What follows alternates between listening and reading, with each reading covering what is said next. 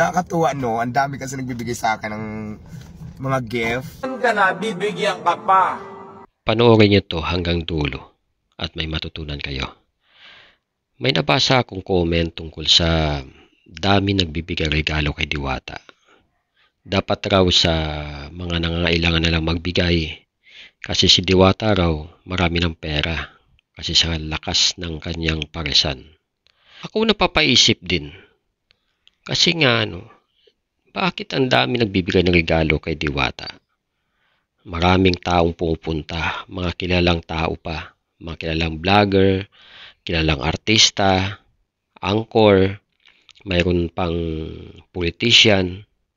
Ang daming dumagsa, parang ngayon lang ako nakatagpo, ngayon lang pa ako nakapanood sa ganong klaseng eksena, na biglang sumikat, ang daming pumunta, ang daming bibigay.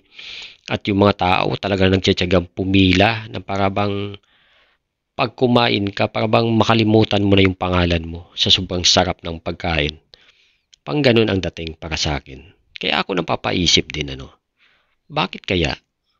Bakit kaya ganun, yung mga nangailangan, parang sa bangko ba? Na pag wala kang pera, mag-loan ka sa bangko, hindi ka bigyan ng loan. Hindi ma-approve ang loan mo. Pero pag marami ka ng pera, yung bangko mismo ang lumalapit sa iyo para ikay mag-apply ng loan sa kanila. Bigyan ka pa ng mababang rate, 'di ba? Kaya napapaisip din ako dito. Hanggat sa napanood ko ang isang mensahe ni Brother Ed Lapis. Lapis ba 'yon? Brother Ed Lapis ba 'yon? Baka mali lang pronunciation ko. At doon ko na napagtanto at naintindihan kung bakit. Ito, panoorin po natin. Yun ang sense ng maraming tao. Pag meron ka na, bibigyan ka pa. Kita nyo ang mga regalo sa mayayaman, magaganda. Ang mga regalo sa mahihirap pag Pasko, kalendaryo ng hopya. Mahirap ka. Bakit ka bibigyan ng malaki? Hindi mo kaya magsukli. Hindi ko sinasabing yun ang tama, pero yun ang kalakaran ng mundo. So gusto mo pala na pahalagahan ka, puntahan ka ng tao, make something of yourself. Huwag kang magmukmuk dyan, maawa sa sarili mo, magreklamo sa langit at lupa, umiyak ng umiyak. Magtrabaho ka, bumangon ka, paasensuhin mo ang iyong buhay, babango ka, pupuntahan ka ng mga tao.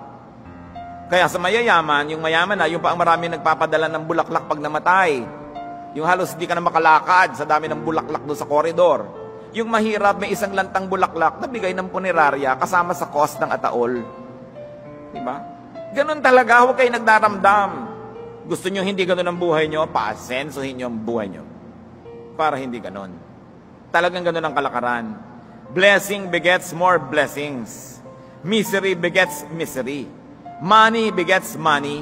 Poverty begets poverty. Saan nagbabago ang buhay ng tao? Hindi sa swerte, sa pag-iisip. Pag nagpasya ka, ayokong maging mahirap. O ayokong patuloy maging mahirap, gagawa ka ng paraan. Ngayon alam niyo na. Ako din alam ko na. Sana may natutunan tayo dito. Thanks for watching. Please follow.